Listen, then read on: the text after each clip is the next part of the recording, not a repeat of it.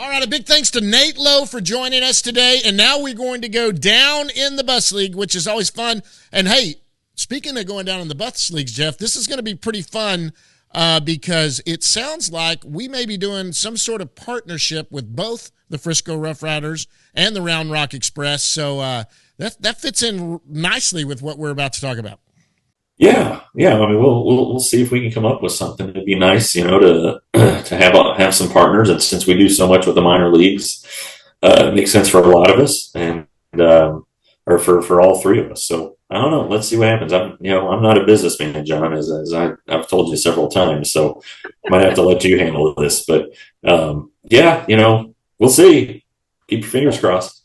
Okay. Well, listen. So one thing I wanted to talk about this week, and I thought would be fun to talk about, is we're coming down. We've had people asking about roster decisions and what's going to happen, but major league debuts have always been huge to me. I love major league debuts. I feel, especially since everyone that will make a major league debut probably this year are people you and I have met, talked to many times. So in a way, for me, it's kind of like watching a family member or something make their major league debut. Let's talk about major league debuts, who we think will make their major league debut. And let's go from, first of all, like the most obvious. Who's somebody that you feel like there's no doubt this guy's probably going to make his major league debut this year? Well, you always start with the guys on the 40-man roster. Right. I just think that's, they're easy to bring up. They're easy to send down. But I will go with a guy who is not on the 40-man roster, who I think is going to make his major league debut, and that's Chase Lee. Yep. The only player who's ever come to our studio, which is a big check mark for him. But he had a really good spring. Mike Maddox has always liked pitchers who are kind of a change of pace guy, and that's definitely what Chase is. He's just not going to blow your doors off. He's got the funky delivery and pitches that move a bunch of different ways, and but he throws a lot of strikes. And I think last year, he started off so well at Frisco, went to AAA and had some hiccups, but then was really, really good and was the minor league reliever of the year for the Rangers. So I'm going to go with Chase Lee as the guy who I just think is, no doubt in my mind, going to make his major league debut. Well, and I would say most likely for me is Chase Lee also. I think that's just somebody sitting on the edge right there that they're looking at hard. It's somebody that could come up here. They kept him in minor league camp. That's another telling tale. Some of these guys that stuck around in big league camp. He stuck around in big league camp up until they kind of just sent everyone down at the end there. I've got one that I think has got a real possibility. He's a longer shot, obviously, but they took a long, hard look at him, and if things open up, I could really see it, and that's Mark Church. Sure. Another friend of the show, he was on here recently this spring.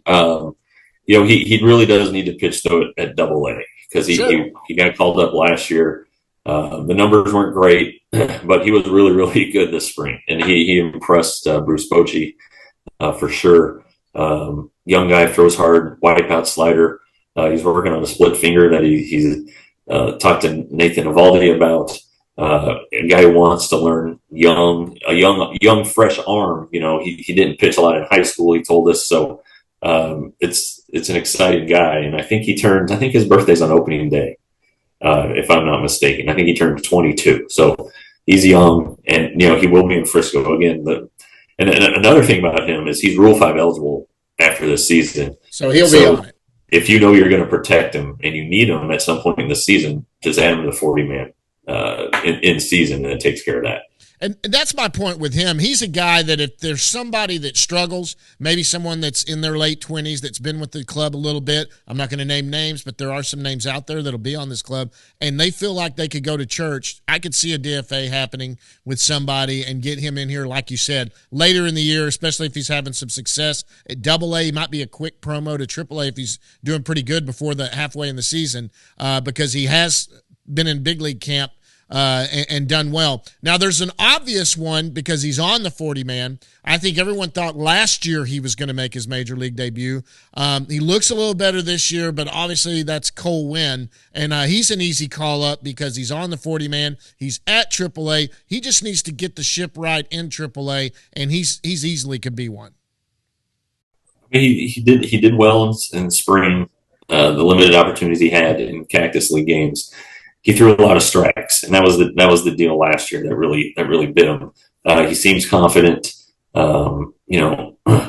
If I played golf as well as Colwyn did, I would be confident about everything in life. And right. we had a conversation with him, and he had played the day before or something like that. I think it was an off day. And you're like, well, what was your average drive you think yesterday? He goes, I don't know, about 355. 355. Yeah. I mean, he's a really good player. But anyway, he's a good pitcher too. And I know everybody got turned off by last year, especially the industry publications, but the stuff is still there. And I think that he's only going to grow from what he experienced last year and the things he did this offseason. So, sure, I mean, he makes a lot of sense. It depends on how, honestly, the bullpen shakes out. If Reagans and Dunning are in it, and then if Glenn Otto is injured and can't start the season and they need a starter, it could be, and so we'll see about that. But I think another guy who has a chance, especially if there's a position that's if the Rangers need some runs, if they're not hitting, I think Justin Foscue has a chance also. He'll be at AAA. He's another guy like Church who will be Rule 5 eligible after this year. He's an obvious add. He's had a really good spring. I think he has 3 homers in Cactus League games. Doesn't strike out a lot, makes a ton of contact. He played a pretty capable second base yesterday in the game against the White Sox. And then, a DH type of guy, and just come up and let him hit because the guy's going to hit. Same thing with Blaine Krim. I think Blaine Krim's a guy who's a hitter. Right. And, the Rangers aren't deep at first base. Something were to happen to Nathaniel where he could only DH, let's say, Blaine Krim could be the guy who could make his debut this year too.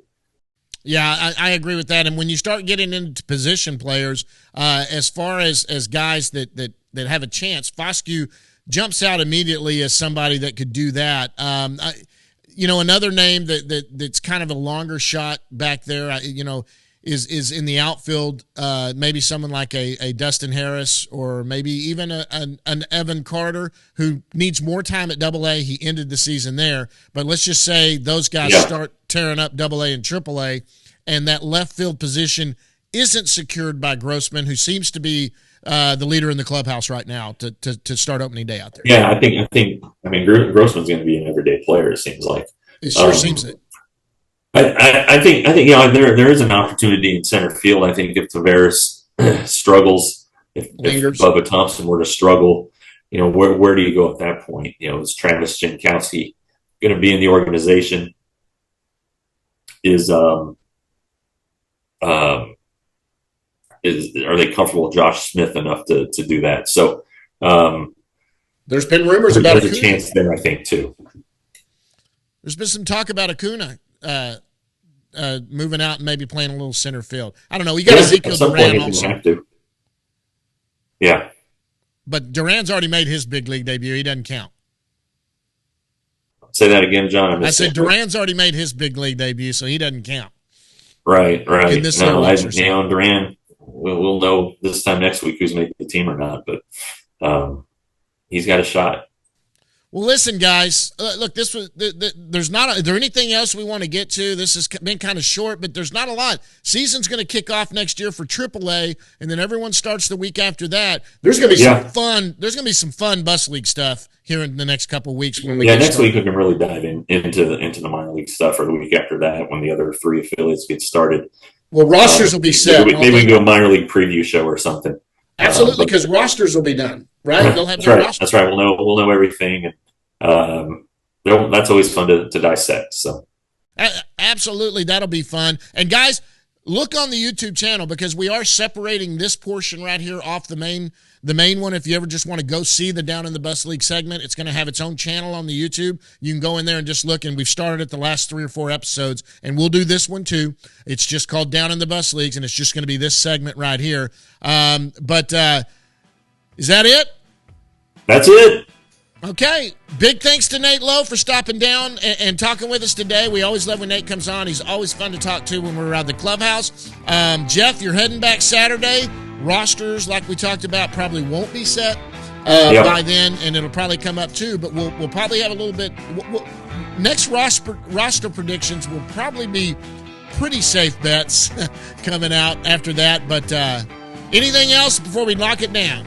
Nope, just time for the regular season. Absolutely. Big thanks again to Premier Properties. We talked about them earlier. Big thanks to them. But, guys, until next time, we'll see you at the yard.